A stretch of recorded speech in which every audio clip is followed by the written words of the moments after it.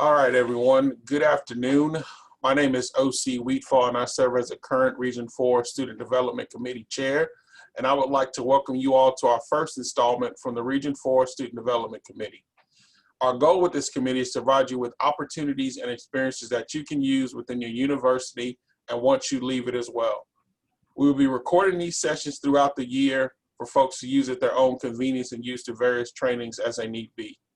With that being said, I would like to introduce our first presenter, Christian Miller, who serves as the Facilities and Leadership Coordinator at Texas A&M University.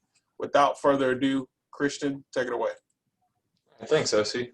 Howdy, everyone. Welcome to Zoom Interviewing 101. Like OC said, my name is Christian Miller, and I'm the Coordinator of Facilities and Leadership at Texas A&M University, and I will be leading us today on our journey into the world of virtual interviews. Before we get started, I want to thank you all for joining me and taking advantage of this opportunity to learn about a really timely subject. Zoom interviews are becoming more and more popular each and every day, and they don't really seem like they're going away anytime soon. Some of you may be getting ready to apply for an internship or a job and may have a virtual interview right around the corner. Just a few ground rules before we get started. Questions are encouraged throughout the session, but in order to reduce distractions, we ask that you please remain muted until the question and answer portion at the end of the presentation. If you do have questions throughout the presentation, please utilize the chat function. We'll be checking that throughout, so we'll make sure to answer those questions as they come up. And just a reminder, there's no such thing as a dumb question. So if you're unsure about something, if you want me to clarify anything throughout the presentation, all you have to do is ask. Odds are that if you have a question, somebody else likely has the same question as well. All right, so throughout the presentation, you're going to hear me use the term virtual interview at certain points. Just know that any information that we talk about today is going to be applicable to any format of virtual interview. We're going to highlight Zoom in particular due to its recent rise in popularity, but the information is going to be beneficial to any type of virtual interview that you may have. We're going to talk about some of the challenges associated with virtual interviews, as well as the positive aspects that and the benefits that a virtual interview can provide you. We're going to spend a little bit of time talking about some general interviewing best practices, some tips and tricks to keep in mind. I think it's really important to have a good base to build off of when it comes to interviewing experiences before you talk about the unique factors associated with the virtual interview format. So we will talk a little bit briefly about some just general interviewing tips and techniques to keep in mind. Learning about interviews, resumes, cover letters, the overall job search process is one of the most important things you can do while you're in college. So by the time you graduate, you're going to have spent a lot of money, a lot of time, a lot of energy to prepare yourself to enter into the professional world. So your classes are there to provide you with the knowledge that you need to succeed in your field, the specific knowledge base to work off of, but all your other involvements, your student organizations, your fraternities, sororities, volunteering, your job with your campus rec department, those are all there to help you hone your intangible skills. So your teamwork, your leadership, problem solving, all those other things that you don't get inside the classroom. The goal is for you to be able to combine all of these experiences with the knowledge that you get in the classroom to put yourself in the best chance of landing the prize that this quote is referencing here after you graduate. So the skills are crucial, but if you can't talk about your knowledge and articulate the experiences that you have or that you've gained, then you're going to face more difficulty in your job search. Interviewing is a skill, just like other skills. It can and should be practiced. You may never get to the point where you feel 100% comfortable in an interview, but as you practice and gain experience, you can eventually get to the point where you're able to kind of use those nerves that you have to help you focus and prepare for the interview.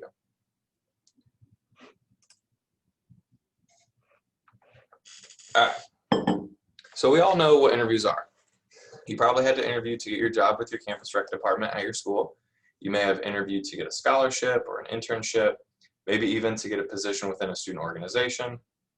Everybody's had an interview at some point. It's really, really important that you remember that an interview has two purposes. At times, the first purpose listed here almost seems like it's going to overshadow the second purpose, but we need to do our best to make sure that that doesn't happen. So the first purpose, it allows the interviewer or the employer to determine if the interviewee's qualifications meet the needs of the organization. It's going to allow the interviewer the opportunity to predict how the interviewee might fit within the culture of their company, their organization, their school, wherever they work. The second purpose, the one that sometimes gets forgotten, is for the benefit of the interviewee, which is you. So it allows you to interact with the members of an organization, observe the culture, and then make your own decision about personal fit. How do you see yourself fitting in with that organization or that school, that department? Interviews are a two-way street. So the employer has something that you want, they have a job, but you have something that they need as well. So you have the skills, the abilities necessary to fill that void. So don't let them think that they necessarily have all the power in that dynamic. It is a two-way street. Remember what I mentioned before about the time and energy you've spent to get to this point. It's a big investment. That's a lot of commitment spent to settle for a position or a place where you can't envision yourself being happy and successful. So you want to make sure you're not selling yourself short and thinking about where you think you could be successful and progress further on your professional journey. So those are the two purposes of an interview. Interviews can take place in different shapes, sizes, all sorts of different things. Some interviews might be a practical interview where you have to come in and demonstrate that you have a tangible hard skill, where you have to demonstrate that you can weld or do something of that nature. So it might have a practical component. If you're in group fitness, a lot of times they have a practical component where you have to come in and lead a class and demonstrate your ability to do that. Some may be really informal and you're just going to come in and chat over lunch and kind of get a feel for how it would be to interact with somebody who works in that organization. Really common in the rec field is to have a presentation component where you have to put together a PowerPoint demonstrating how you would put together a program or lead a training, things like that. So all different types, but in the end, it's still an interview. The industry, the organization, the department, the school is all going to factor into the style of interview that you will have. But most are going to fall into one of the three formats that you see listed here. It's either going to be in person. These are kind of your traditional interviews where you're coming in to the department, to the building, to the company, and you're going to interact with those individuals firsthand, in person. Phone interviews, pretty often used as kind of the initial screening, if you will. So they may use this if there's multiple rounds of the interview to reduce the candidate pool in the initial stages. It's really quick, cheap, it's really easy to do. And then coming over these past few years, we have virtual interviews, really been growing in popularity. They have the benefit of kind of combining the other two formats. So it's cheap, quick, and easy, like a phone interview, but you still get some of the face-to-face interaction, at least simulated, that you get in an in-person interview. Interviews can be one-on-one, with it's just you and the interviewer. It can be a panel interview where it's you and then several interviewers, or it might even be a group interview where it's multiple interviewees along with one or more interviewers. You might experience some or all of these formats virtually, but it's really important to know some basic interview skills, tactics, lessons, and techniques before you go into these interviews. And then you can kind of learn how they need to be adapted for the virtual environment. All right, so we are going to take a quick minute to watch an example of two people who probably could have used some more practice and preparation for their virtual interview. Not only do they kind of hit on some of the red flags for virtual interviews, but they also miss a lot of the marks when it comes to just interviewing in general. So we'll watch the video and then we'll hit on some of these no-nos throughout the rest of the presentation. So let me get this ready.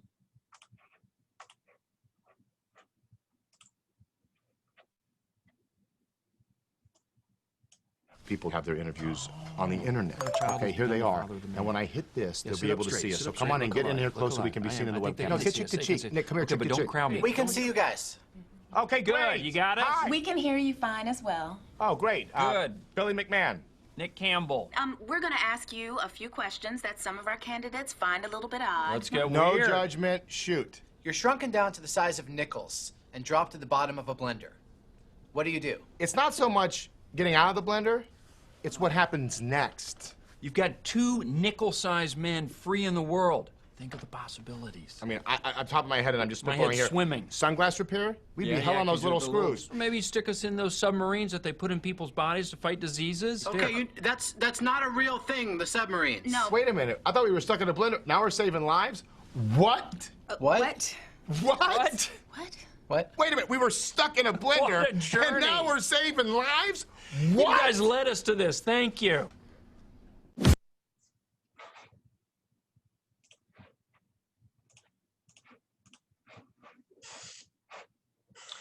All right, so this is basically exactly what we're trying to avoid. That's a clip from the movie The Internship. If you've never seen it, it's pretty good.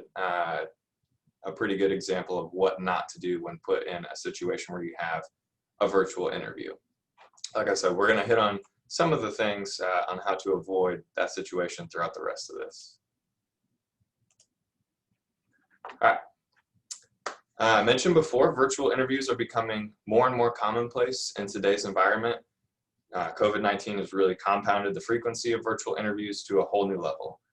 Historically, virtual interviews were going to be used because they're low cost, they're easy to use, and they are preferred over the phone interview because you can simulate some of that face-to-face interaction that I mentioned before that you get in an in-person interview. Campus Rec, the virtual format, is also going to allow interviewers to take you on a virtual tour of their facility. So something you obviously can't do over the phone, but you might not be able to do due to travel restrictions or COVID-19 restrictions, things like that. They can at least walk you through their facility on Zoom or another format. There's a bunch of different softwares out there that companies might use to conduct these interviews. All are going to have different features for the employers, but at the core, it's basically they're going to be very similar to each other. You have software such as VidCruiter, which you see here, and Spark Hire. These are going to be pretty much dedicated solely to virtual interviewing. They have a few other specific components that are really dedicated to interviewing. You may come across something like this in your job search, but then you also have things like Skype and Zoom, which are also commonly used because they have multiple functions. So rather than just being dedicated solely to virtual interviews, you can also use these for meetings and webinars, virtual workspaces, instant messaging, all different types of things. So they have some more functionality behind them. That's why they've become a little more popular. And the one that we are focusing on today, we mentioned it before, is going to be Zoom. If Zoom seems like it kind of came out of nowhere, it's because it pretty much did. When COVID-19 started shutting down large industries and portions of the country back in March, we really saw the need for a reliable, cost-efficient software that was going to allow folks to do remote work. Somehow, Skype fumbled the bag that they'd had years to prepare with and allowed Zoom to really swoop in and dominate that market. By March, their daily downloads went from 56,000 to about 2 million per day. So huge boost in a very short period of time. The ability to do one-on-one meetings for free and also have some free group meeting functions really helped kind of push Zoom over the top. And it also kind of continued its climb over Skype due to its a bunch of the robust features that it has and the support. So you may have heard of something called Zoom bombing. where folks will hop in and out of meetings that they're not invited to, cause a scene, and then run away. Zoom was able to drastically reduce the instances of Zoom bombing in a really quick time frame by adding two-factor authentication and things like that. So their support was much more timely than what Skype was able to do. Companies are able to purchase enterprise accounts of Zoom and have multiple users logged in at the same time, things like that. So Zoom really doesn't seem like it's going away anytime soon. All right, so now we have the idea of virtual interviews in mind. We know some of the softwares. Let's talk about some of the benefits. Let's say you've been applying for jobs and internships, trying to get that opportunity that you've been working really hard for. You finally get a response. You've been selected for an interview, and it's virtual. Now you don't know. Should you be nervous? Should you be excited? Both? We don't know. Does the virtual format give you an edge? Does it put you at a disadvantage? The reality is somewhere in between, in the middle. All interviews can be intimidating. It's completely natural to feel anxious or nervous, but you shouldn't consider a virtual interview a dire situation. When you look at some of the ways that a virtual interview can actually benefit you as the interviewee, you can actually see that it might give you more of an advantage than you originally thought. So we'll look at some of those right now. A big component of interviewing is the mental game, the preparation. So getting prepared and getting into the mindset of an interview is a real thing. It takes time to get focused, locked in.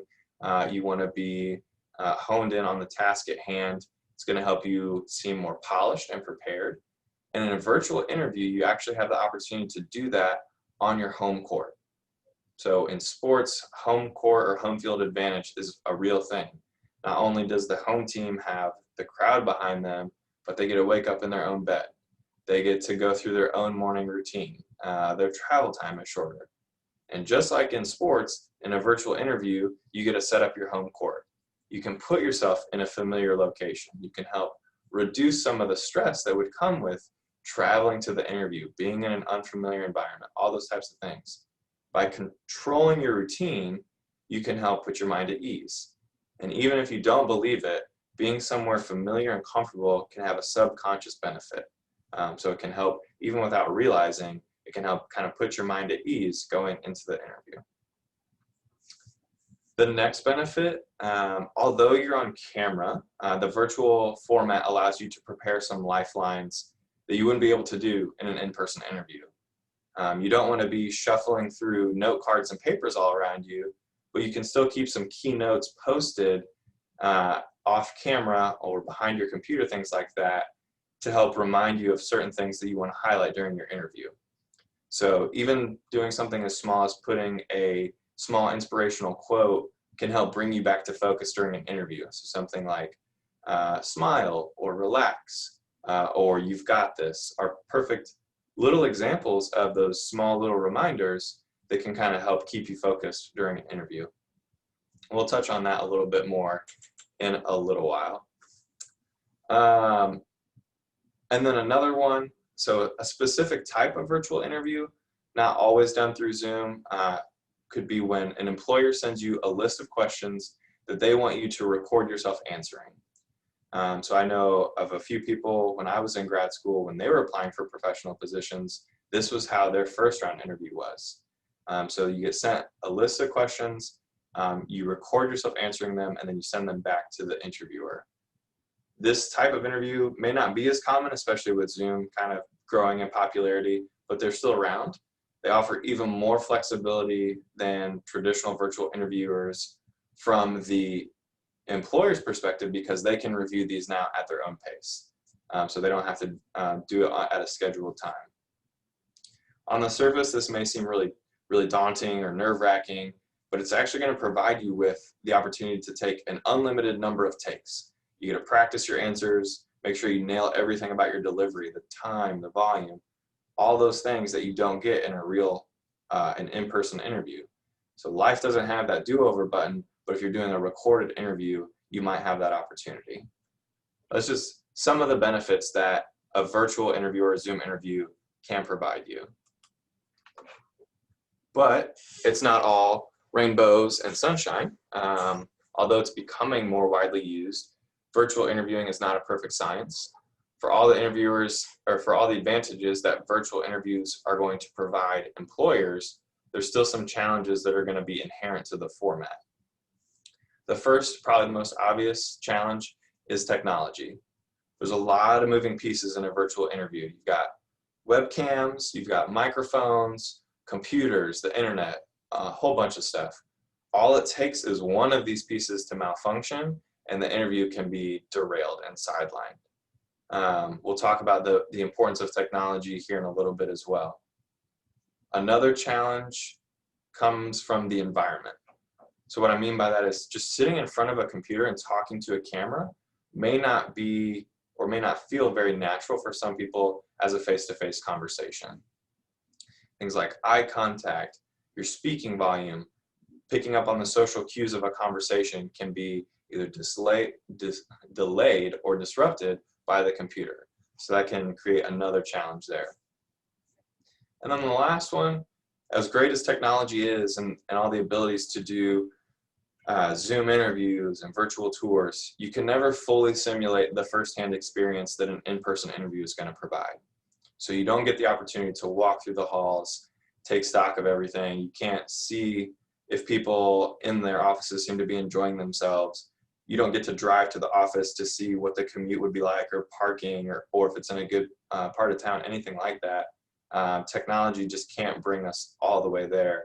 It can check some of those boxes, but not all of them. All right, so now we know some of the benefits and the challenges of virtual interviews. When we're talking about the format of Zoom interviews, that can also be another challenge. Zoom interviews are being used because they're so versatile. It can be those one-on-one interviews that we talked about before. It can be recorded. You might have to try to figure out how to navigate the group interview process virtually. So we're not gonna cover the differences between each of these types of interviews, but there's good news in that all the general interview tips and advice you've gotten over the years still applies in Zoom and virtual interviews. The delivery of the interview may have changed, but at the core, it's still gonna be an interview.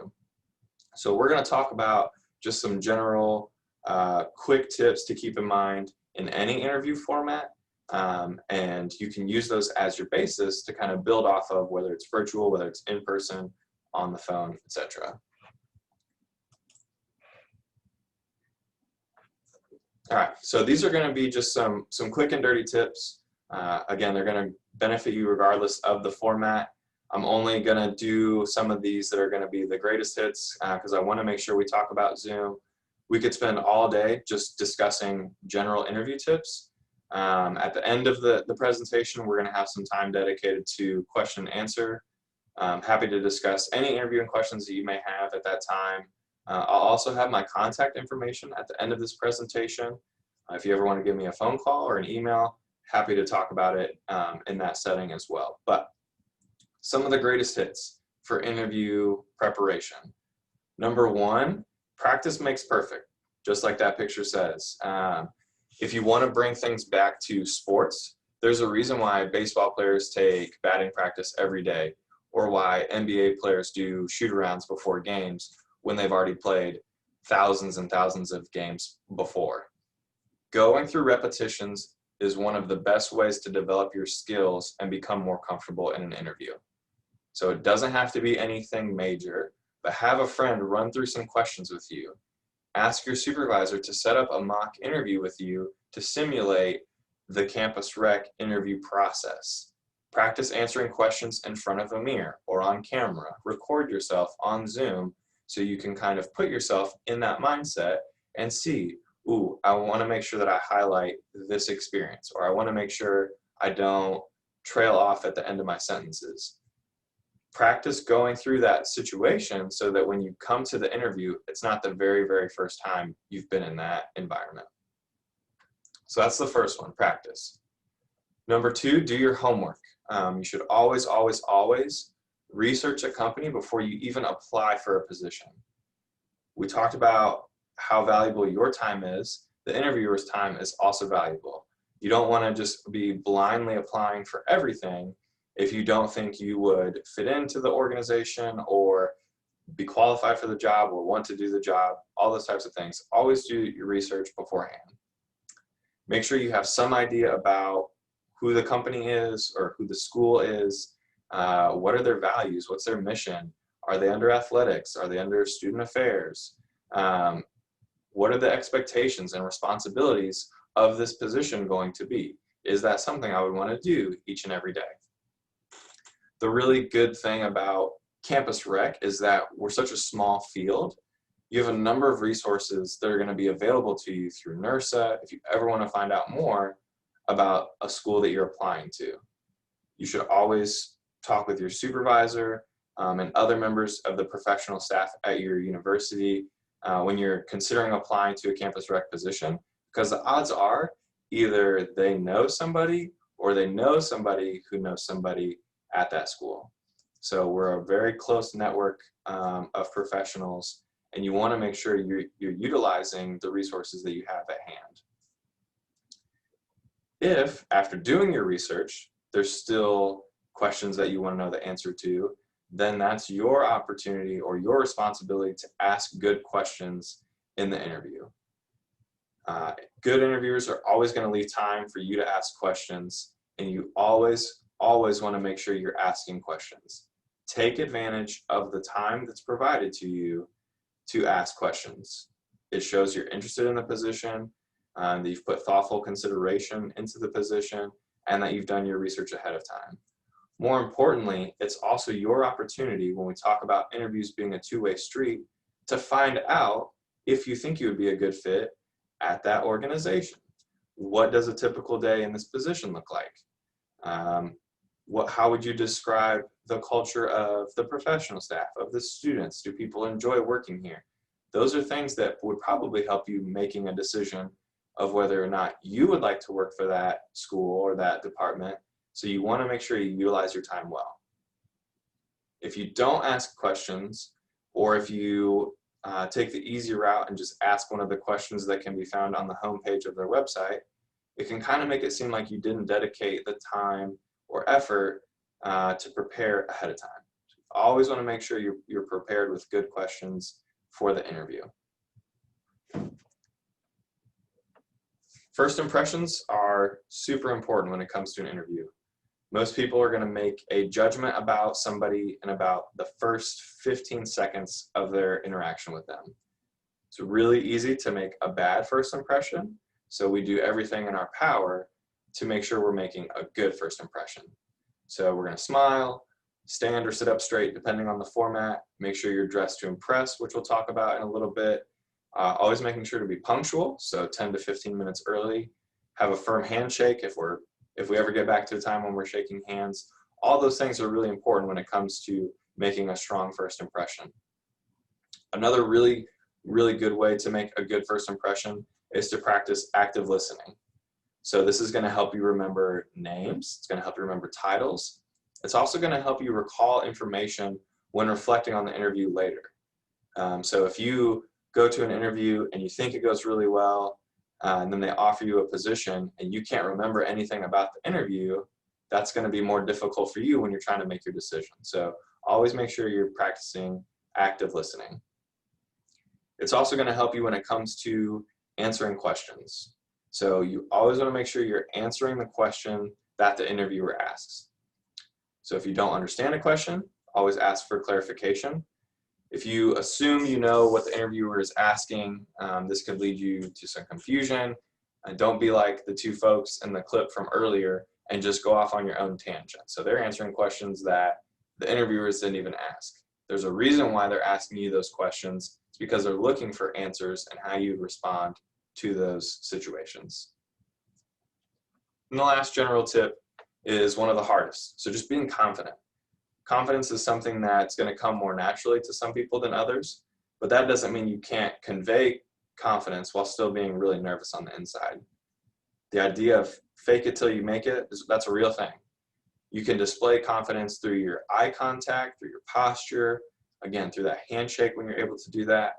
And one of the biggest ways to display confidence, especially on Zoom, is going to be through your tone of voice. Things like trailing off at the end of your sentence or using a lot of filler words can make you appear nervous or unprepared. If you're somebody who speaks really, really fast, you may have to focus on slowing down a bit. If you're somebody who maybe mumbles or slurs their words, you may have to focus on slowing down and enunciating. You want to avoid speaking with uptalk. Uptalk is where you end every sentence up like this. This can have a subconscious effect of making you appear unintelligent or lacking confidence. You just want to be speaking in a normal tone, normal rate, and making sure that you are trying to eliminate as many of those filler words as possible. And the best way to eliminate and work out some of those issues goes back to our first tip up there at the top, and that's practicing. All right, so those are all good basis of interview advice. If you focus on each of these items, you're going to put yourself in a pretty good position to have a good interview. It's not the be-all, end-all list, so again, don't hesitate to reach out. I'm very easy to contact through email or phone if you ever want more tips. But now that we have some of the general basics out of the way, let's talk about some of the Zoom aspects that are unique to the virtual format and the Zoom environment. Starting off at the top there, we have location. One of the most important things you can do to put yourself in a position to be successful in a Zoom interview is to consider your location. You want to find a private spot that you can set yourself up. Don't be like the people from the video and go into the middle of a public library or a crowded coffee shop. You want to be somewhere with limited background noise and background traffic. People get distracted really easily, so you don't want a whole lot of movement and noise going on behind you. Also, try to have a neutral background behind you if possible, and make sure you're in a spot that allows you to hear, so there's not a lot of noise, but also the interviewer to hear you as well.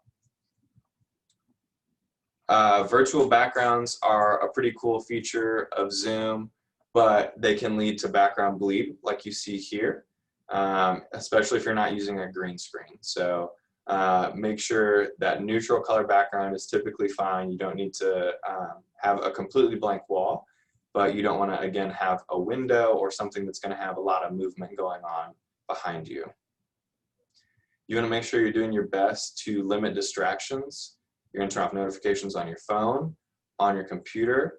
If you have a door, make sure you put a note or something on the door that says do not disturb, or in an interview to let your roommates know or your family know that you would prefer it to be quiet in the house if possible. Try to prevent your pets from making noise, all those types of things to try to reduce the amount of distractions. And then make sure you're in a spot with a really good internet connection. You don't want that dropping out midway through. Zoom has a nice feature where it will put a note on the screen that says your connection is unstable. So you can kind of test that out before you go into the interview around different areas. Next, we have professionalism. Your interview begins the second you log into Zoom. So make sure you are ready to go when you log in. I told you I'd come back to this. Full professional dress is a must. Don't fall for the trap of only dressing up the top half. Don't put yourself in the position of being caught off guard when you have to stand up and grab something or turn off the light or anything like that, and you show that you're wearing shorts or sweatpants on the bottom half. You don't ever want to give the interviewer a reason to discredit you, and you don't want to half-ass the job, so you don't want to half-ass the interview. Always, always full professional dress. Remember that your screen name shows up on Zoom when you log into a meeting. So check your settings beforehand and make sure that it displays the name that you want it to. Don't let your funny joke name from your last game night the night before with your friends show up into the interview. You don't want that to be your first impression. If you need to have a separate Zoom account that you only use for professional meetings and interviews and things like that, go ahead and set that up. And even though it's virtual, you always want to still make sure that you're being punctual. 5 to 10 minutes max. I would say 5 is probably a better range to be at. Early for an interview is always recommended. Zoom has a wait room function that the interviewer may be using to kind of put you in as a holding spot before the interview begins. Again, even if you think you're going to be early, don't log in until you're ready to go. Assume that the second you log in, you'll be on camera and you might even be recorded. So you want to make sure you're ready to go before you log in. Next, we have technology. Technology is crucial when it comes to a virtual interview. You always want to make sure you've set up everything, practice ahead of time, well in advance. You want to check and make sure you don't have any updates that are going to need to happen on your computer during the interview. Make sure you log in ahead of time. Check your mic and camera again before and your speakers again before the interview starts. Make sure you're plugged into a charger, all those different types of things. A laptop's always going to be preferred to a phone if possible, just because of the ability to set it up right and have the wider angle lens kind of creates a more natural feel. However, if you don't have access to a laptop, that's totally fine. Just make sure that if you're using your phone, you have it set up on something stable and secure so that it's not toppling down partway through the interview. The best way to simulate eye contact through a Zoom interview is to look directly at the camera. This is strange, probably, because it's going to go against your natural instinct to want to look at the faces on the screen. So human tendency is I want to look at somebody's face and see how they're responding to what I'm saying. But if you're trying to display that confidence and again simulate that eye contact, you're going to want to look directly at the camera. You don't have to stare at it directly the entire time, but it can help kind of keep your gaze focused in that correct direction and avoid looking around the room and getting distracted. Your microphone is really important as well. Unless you are doing podcasts or voiceover or something where you have a high quality microphone, you're probably going to be using your internal webcam microphone or headphone microphone, things like that.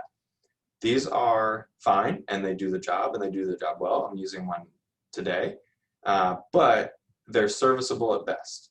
That means that things like enunciation is going to be very, very important.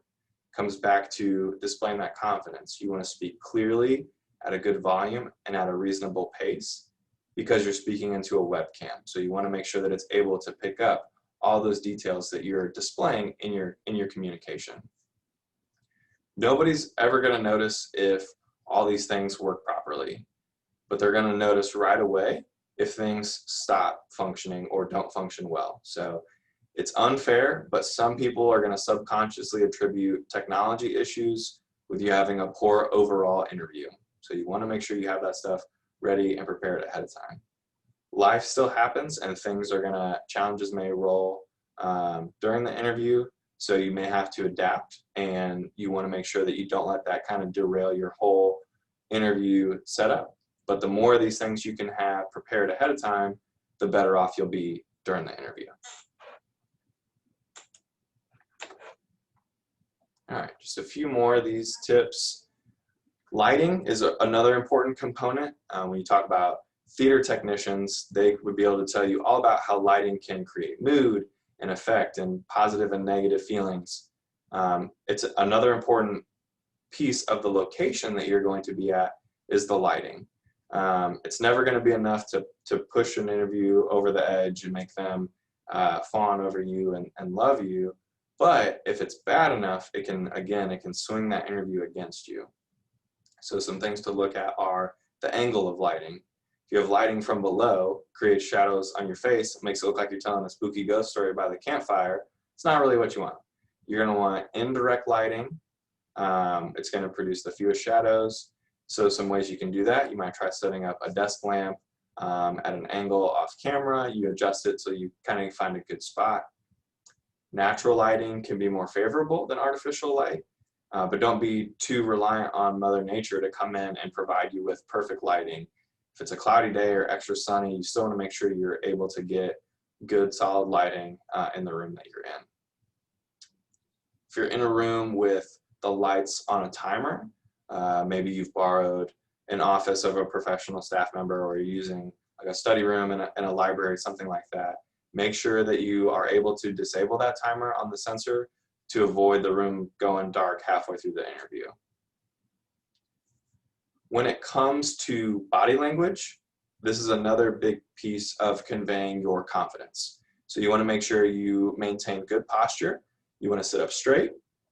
You want to make sure you're avoiding rocking or twirling in your chair. One way to do this is to cross your legs at the ankle. That's going to help you prevent you from rocking forward and backward or twisting around. You want to put the computer or the camera anywhere between 18 inches and 2 feet away. You want it to kind of resemble how you would look if you were sitting at a table with an interviewer. You don't want to be 10 feet away at a long banquet table. And you also don't want it to be directly up into your face. So find a good natural position. In this situation right now, I'm probably about 2 feet away from my camera. So it seems to work pretty well, but you would want it to kind of get, the upper half of your body there.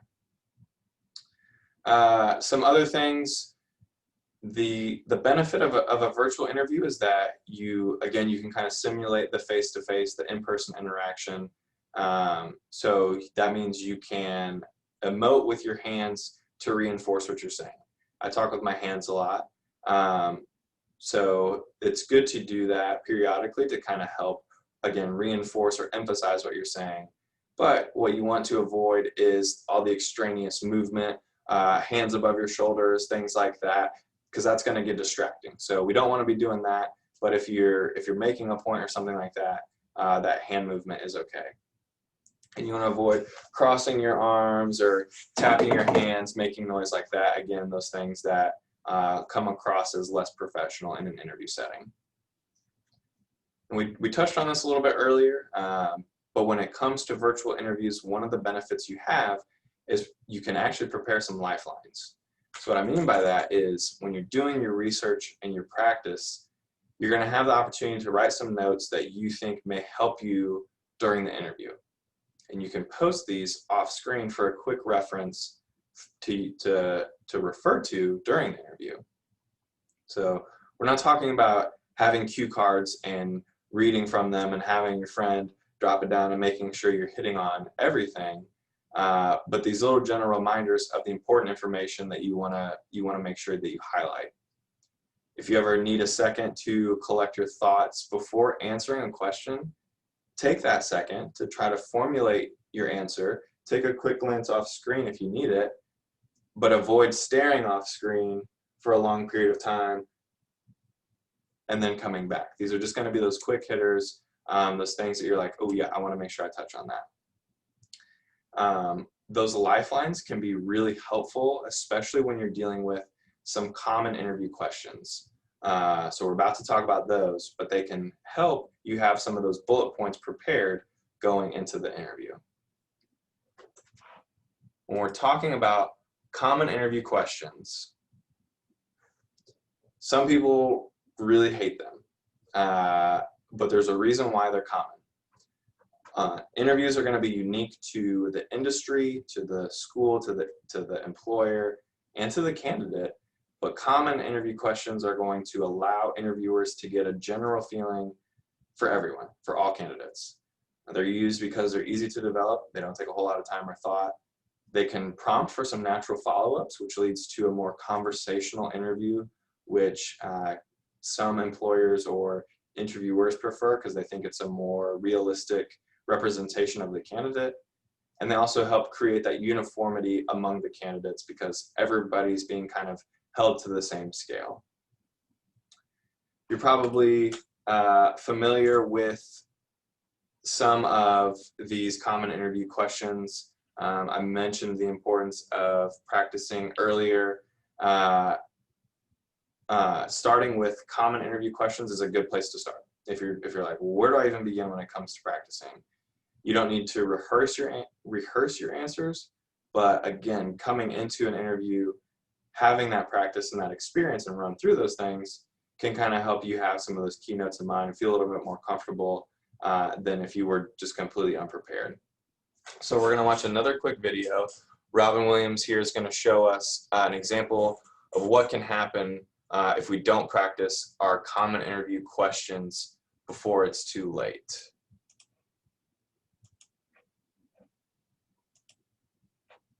By the way, do you have any special skills? Oh, yes, I do. I do voices. What do you mean you do voices? Well, I do voices. Yeah! We've come to this planet looking for intelligent life. Oops, we made a mistake. We're happy to be in America. Don't ask for a green card. I want you in the worst way. Well, it's certainly a rough meeting, and it's not going very well for me, I'll tell you that. Hey, boss, give it a chance. She's going to loosen up any moment. Look at me right now, Moneypenny. I want to undo that bow and get to know you. I'm crazy to make a deal with you. Nancy and I are still looking for the other half of my head. Idiot! You're doing it! I'm sitting on a gold mine! Don't make me smack you, sweetheart. I'll do it. Figaro. I do a great impression of a hot dog. Mr. Hillard, do you consider yourself humorous? I used to. There was a time when I found myself funny. But today, you have proven me wrong. Thank you. Listen, bottom line, I need to be with my children. And I'll do anything to do that. You just tell me what to do.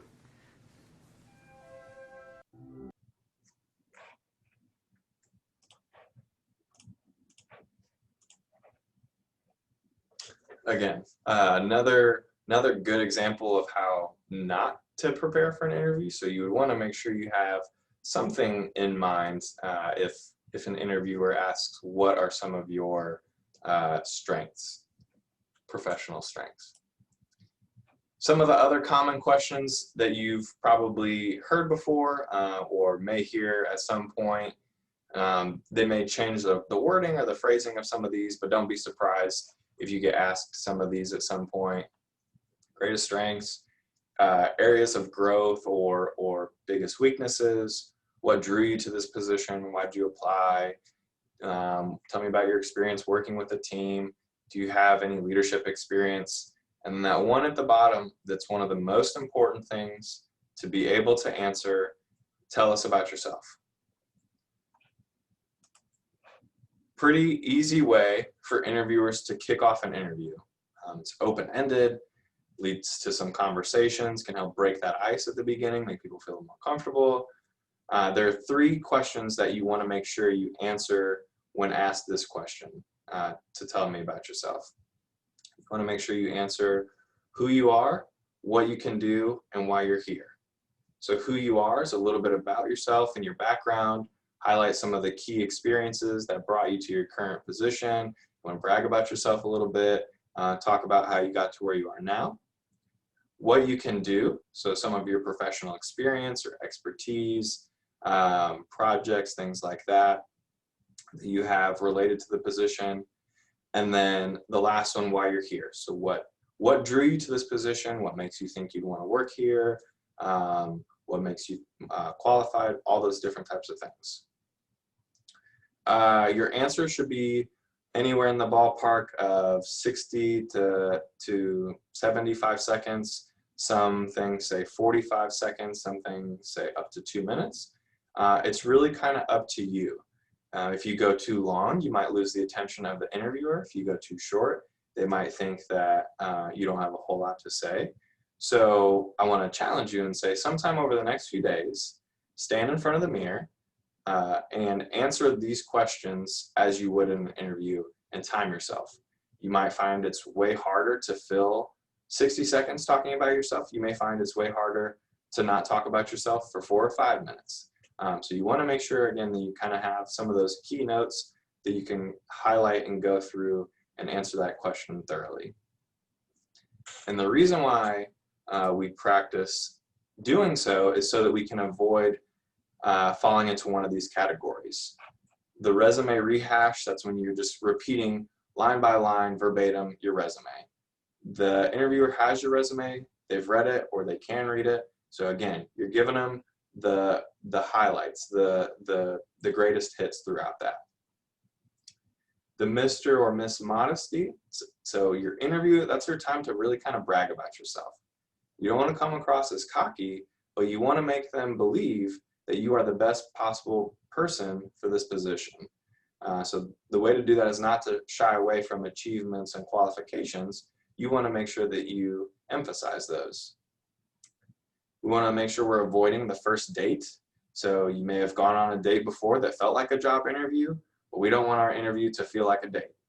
It's fine, totally fine to share a personal interest or a hobby that you think kind of helps give the interviewer a better picture of who you are as a person. But you don't want to fall into the trap of only giving personal details. You still want to make sure you're able to answer who you are, what you can do, and why you're here. And then the last one is probably the worst one. We want to make sure we're not doing the clueless ramble. So we always want to make sure we have those key things that we're going to hone in on practiced and kind of ready to go. Don't be exploring for your answer along the way, and definitely don't let the interview be the first time you've thought about your answer to this question. Don't be like Michael Scott here. That's not what we want to do. We want to make sure we at least have some idea of the things that we want to mention when we're asked this question.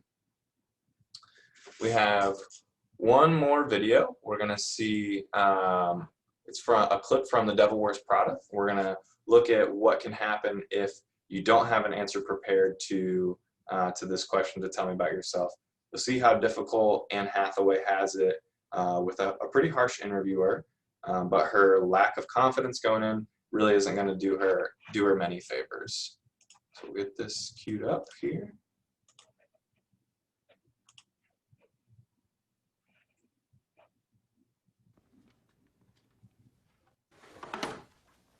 Who are you? My name is Andy Sachs. I recently graduated from Northwestern University. And what are you doing here?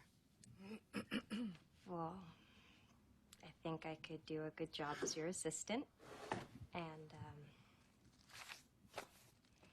yeah, I came to New York to be a journalist and sent letters out everywhere and finally got a call from Elias Clark and met with Sherry up at Human Resources. And basically, it's this or Auto Universe.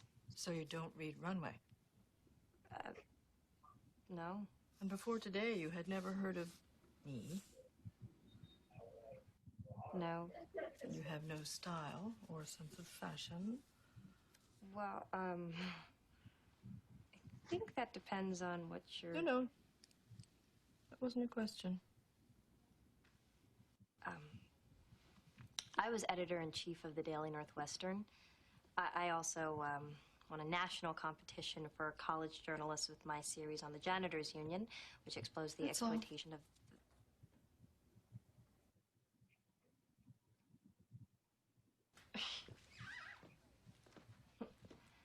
Yeah, okay.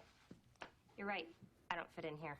I am not skinny or glamorous, and I don't know that much about fashion, but I'm smart. I learn fast, and I will work very hard. I got the exclusive on the Cavalli for Gwyneth. But the problem is, with that huge feathered headdress that she's wearing, she looks like she's working the main stage at the Golden Nugget. Mm-hmm. Thank you for your time. Who is that sad little person? Are we doing a before and after piece I don't know about?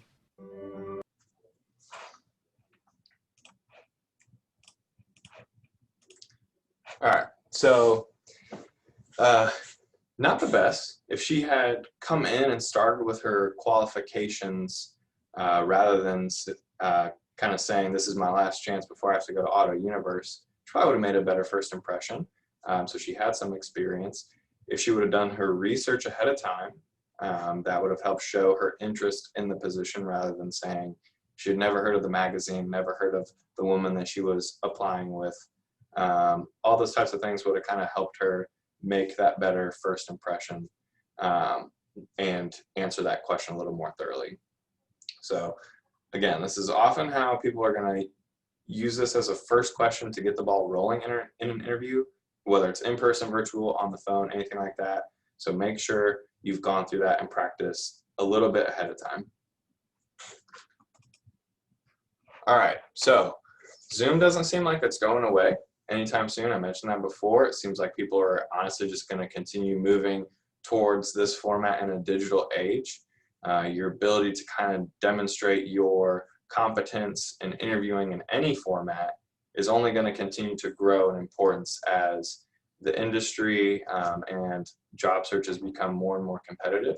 So making sure you're continuing to do your research, asking good questions, and practicing. I'm going to probably say it 10 more times before we leave during the question and answer, but practice, practice, practice.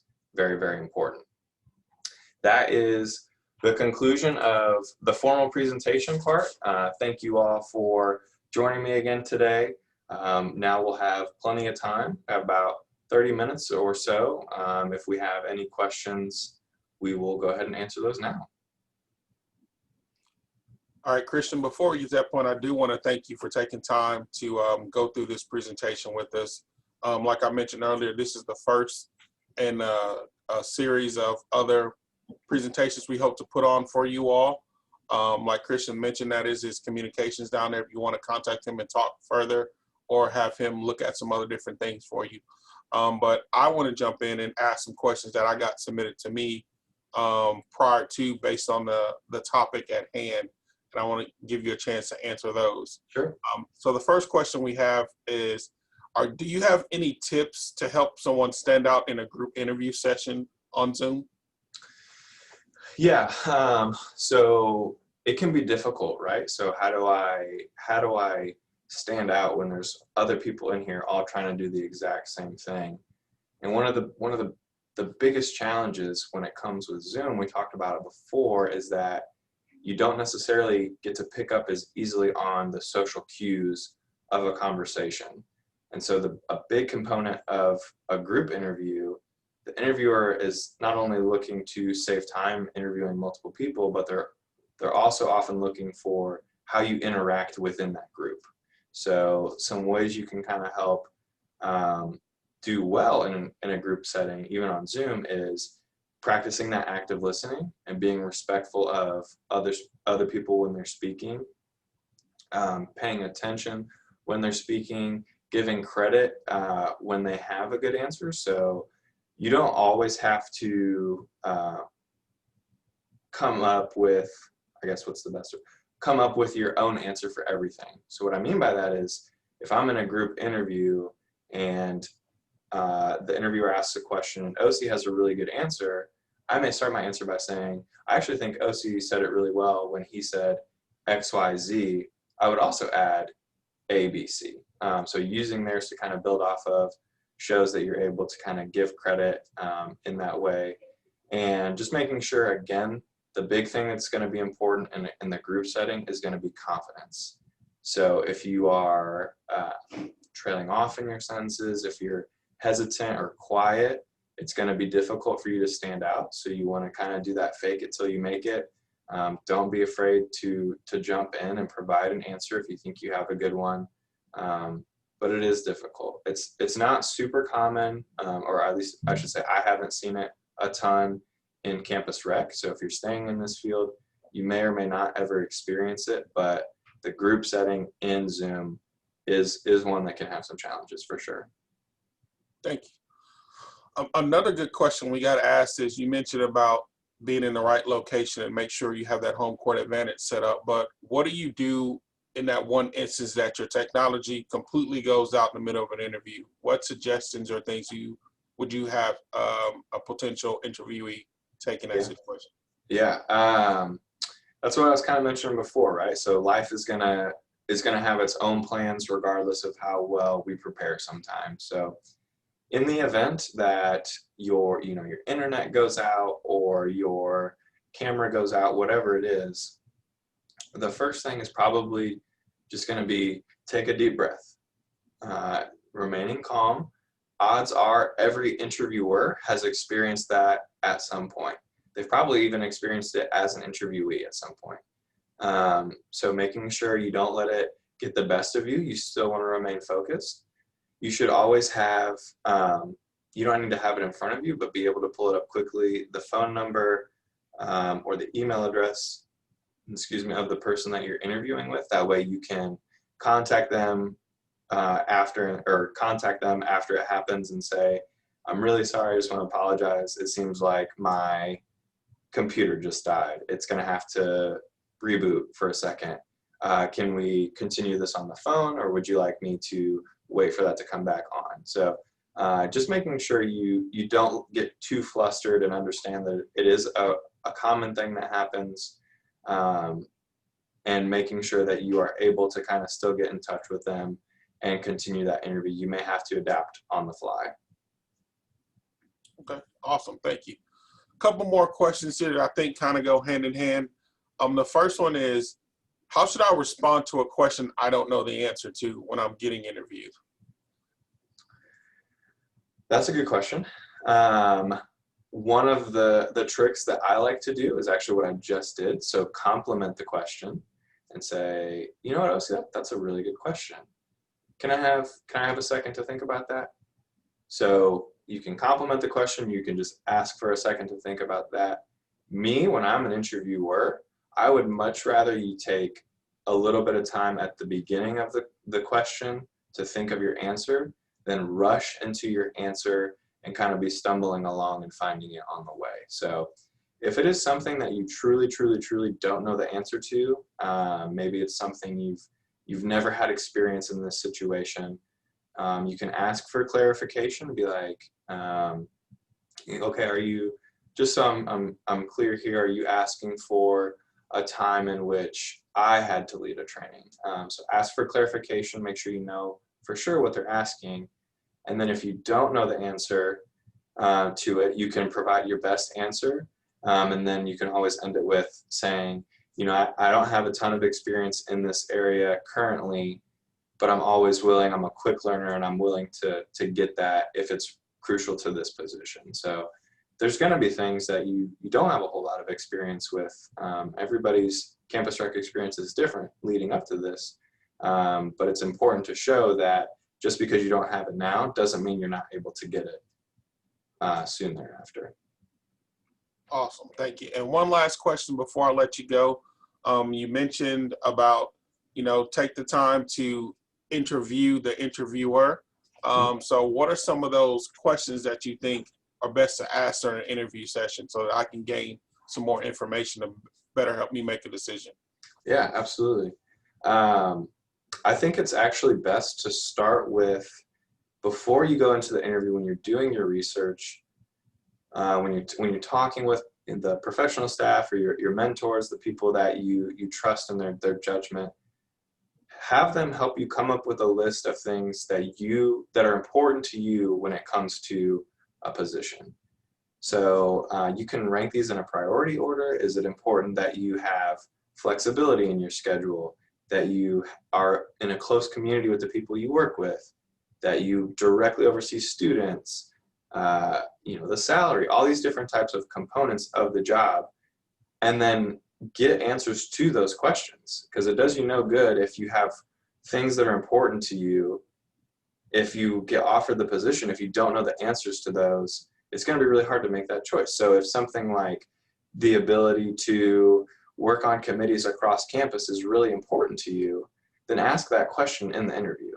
I just want to know what the relationship with this department and other departments on campus is. Is there opportunity to collaborate? That's how you can ask that question. So, you know, there are some kind of boilerplate ones you can always ask. What does a typical day in this position look like? It's a fine question, and it can provide some good insight, but it really kind of starts with what you are looking for in the position. And I always recommend talking with the professional staff ahead of time, because sometimes you don't know what you don't know. And so they can provide some more guidance on some of the things that might be important to you. All right. Well, Christian, I want to thank you once again for taking the time. I know everyone's pretty busy, but I appreciate you taking the time to do this presentation for us. Like we mentioned at the beginning, there are more of these coming. So the students in the meantime, or professionals if you're watching this, if you have any questions, concerns, or comments, definitely reach out to Christian or to the Region 4 email, Facebook, Twitter, Instagram, and we'll definitely make sure to put you all in contact with each other. Thanks once again, everyone, and enjoy the rest of your day.